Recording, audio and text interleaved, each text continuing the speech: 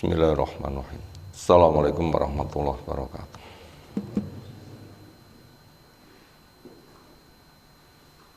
Alhamdulillahirabbil alamin. Alladzi arsala rasulahu bil huda wa dinil haqq lidhirahu 'ala dini kulli. Wa kafa billahi syahida wa asyhadu an la ilaha illallah wahdahu la syarikalah. Wa asyhadu anna Muhammadan abduhu wa rasuluh. Allahumma shalli ala Muhammad wa ala alihi wa ashabihi wa man tabi'ahum bi ihsanin ila yaumiddin. Ya ayyuhalladzina amanu taqullaha haqqa tuqatih wa la tamutunna illa wa antum muslimun wa ba'du. Fa inna asdaqal hadisi kitabullah, khairal hadyi hadi Muhammadin sallallahu alaihi wasallam, syarrul umuri muhdatsatuha fa inna kulla muhdatsatin bid'ah wa kulla bid'atin dhalalah wa kulla dhalalatin finnar. Ayol ikhwah akraman subhanahu wa ta'ala, seolah kita masuk bab yang ke-6 dari kitab Zubdatus Sahihain, intisari dari dua hadis yang sahih, yaitu qala mu'allif hafizumullah ta'ala, babun as-sunnatu wahyun yajibu ittiba'uh. Sunnah itu adalah wahyu, wajib orang untuk mengikutinya. Yang dimaksud dengan sunnah, anak bahasa at-tariqah al-maslukah, jalan yang dilewati.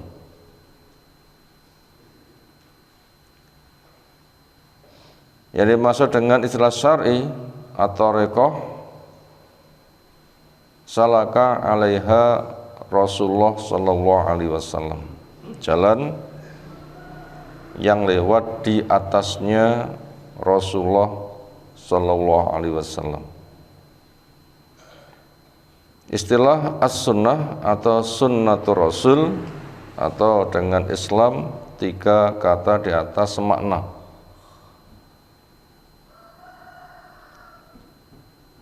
Pada bab ini bagian awal dinukilkan dalil-dalil dari ayat-ayat.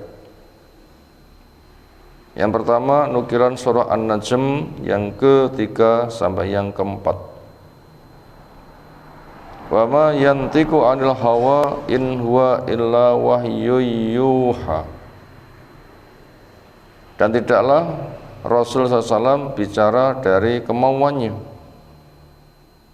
hawa nafsunya.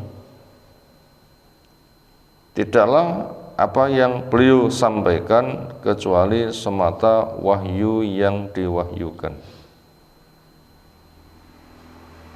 Yang kedua nukilan An-Nisa yang ke-113. Wa anzalallahu 'alaikal kitaba wal hikmah. Dan Allah menurunkan kepada kamu wahai Rasul sallallahu al-kitaba, kitab Al-Qur'an. Itu diturunkan.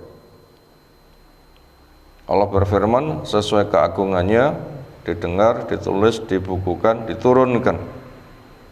Dan itu pasti hak. Allah punya sifat bicara sesuai keagungannya. Manusia bicara akan dihisab. Demikian juga ya Allah turunkan al-hikmata wal hikmata, hikmah juga Allah turunkan. Apa makna al-hikmah? Punya mana as-sunnah? Punya mana as-sunnah? Imam Ahmad meriwayatkan, Abu Dawud juga demikian, sahih hadisnya, pesan Nabi SAW, ala inni utitul Qur'ana wa mislahu ma'ah. Ketahuilah sesungguhnya diturunkan kepada saya Al-Quran dan yang semisal Al-Quran selalu menyertainya.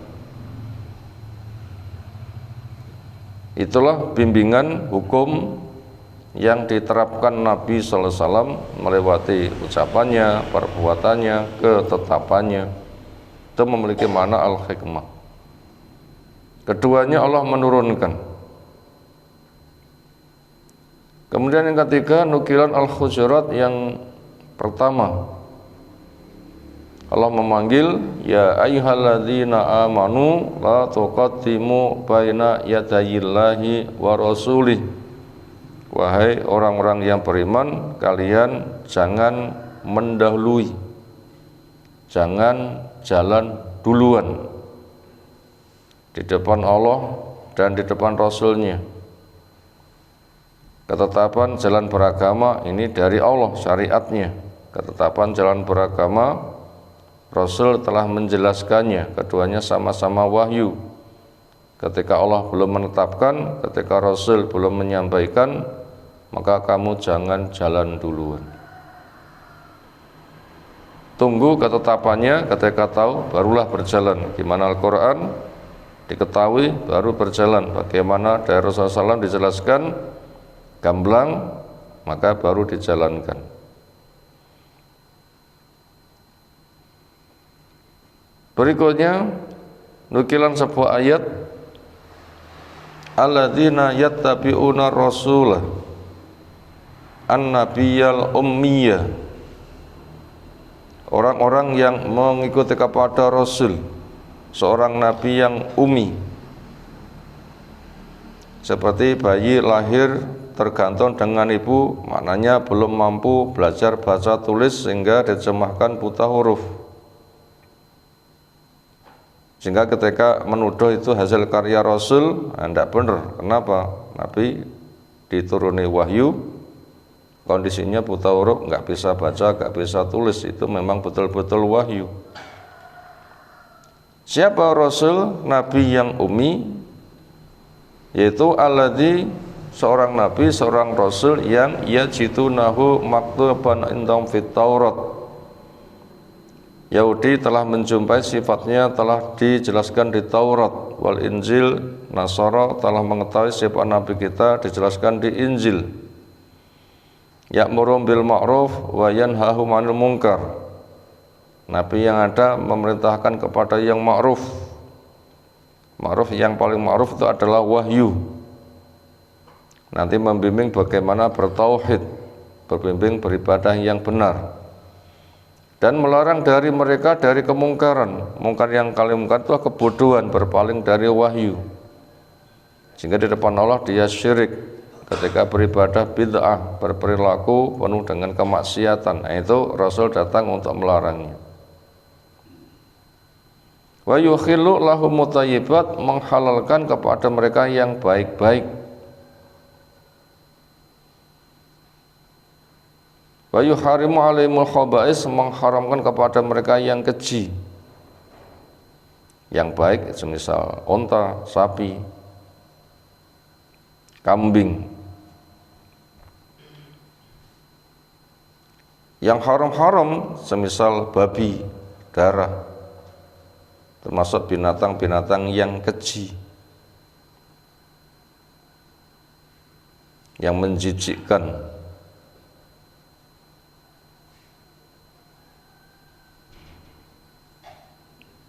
Yang sering dijumpai dimasak tapi enggak melewati penyembelihan, tapi dia itu bukan belalang. Yang itu sering terjadi di masyarakat, masuk kategori khabis. Itu perkara yang keji, itu diharamkan. Wa yadhu anhum israhum wal aghlal lati kanat alaihim, dan meletakkan belenggu yang mencekik yang pernah menimpa kepada mereka, hukuman yang ditimpakan kepada Yahudi karena pembangkangannya. Ada benda-benda yang semula halal, karena untuk menghukum akhirnya mereka diharamkan.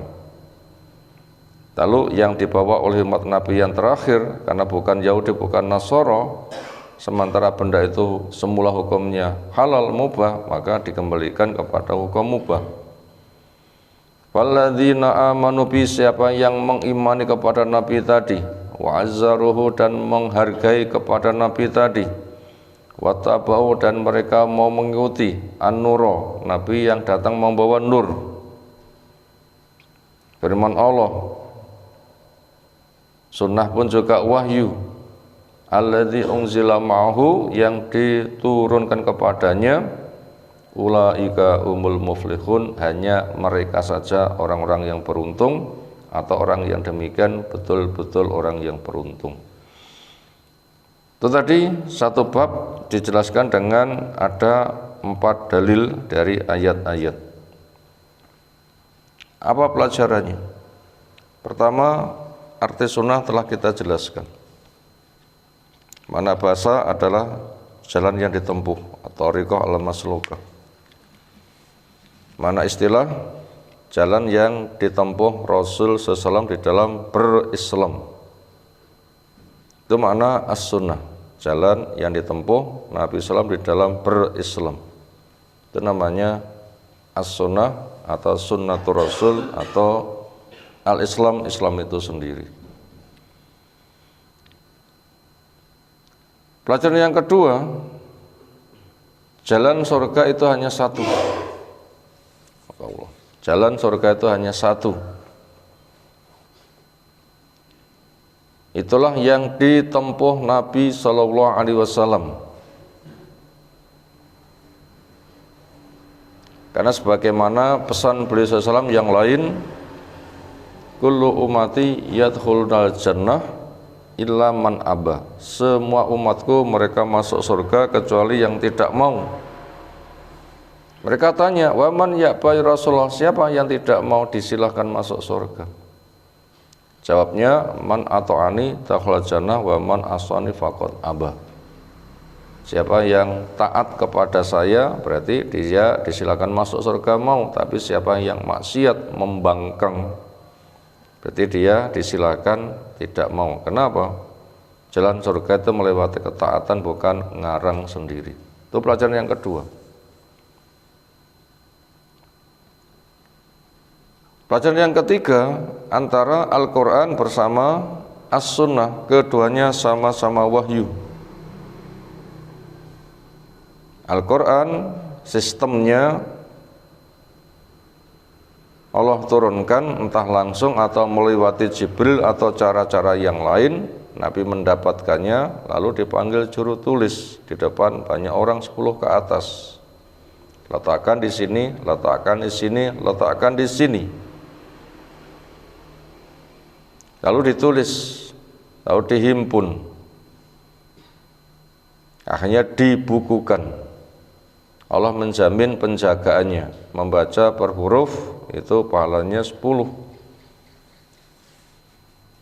Itu sistem wahyu yang pertama. Lalu yang kedua, dari apa yang menjadi perilaku Nabi SAW yang meliputi ucapannya, perbuatannya, ketetapannya, semuanya berdasarkan wahyu, bukan pendapat dari pribadi Rasul, karena ayatnya telah jelas, wa ma yantiqu anil hawa in huwa illa wahyu yuha. Enggak pernah bicara dari hawa nafsu, semuanya wahyu. Juga pesannya, ala inni utitul Quran wa mislahu ma'ah, ketahuilah saya diberi Quran dan yang semisalnya selalu menyertainya sebagai tafsir. Pelajaran yang ketiga,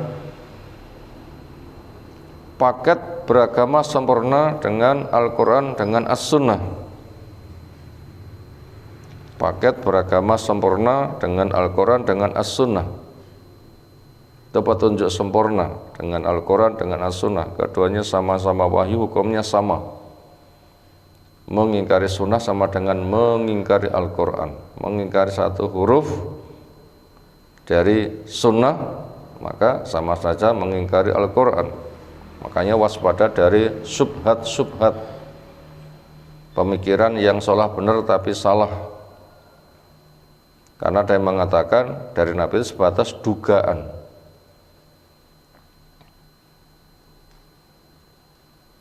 Mungkin benar, mungkin salah. Maka seperti itu terbantah oleh kesimpulan ahli ilmu.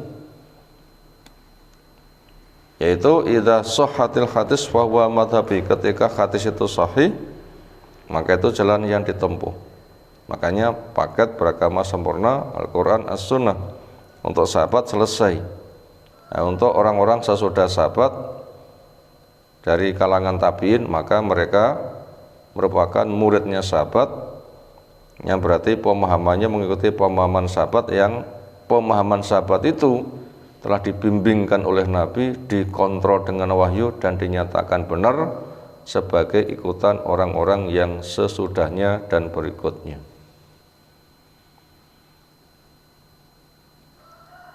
Demikian beberapa pelajaran yang telah kita sampaikan tentang bab penting bahwasanya sunnah pun juga wahyu, maka juga wajib untuk diikuti, yang tidak ada bedanya dengan Al-Quran, yang itu semuanya telah tersampai rinciannya. Subhanakallahumma bihamdika asyhadu an la ilaha illa anta astaghfiruka wa atubu ilaik. Assalamualaikum warahmatullahi wabarakatuh.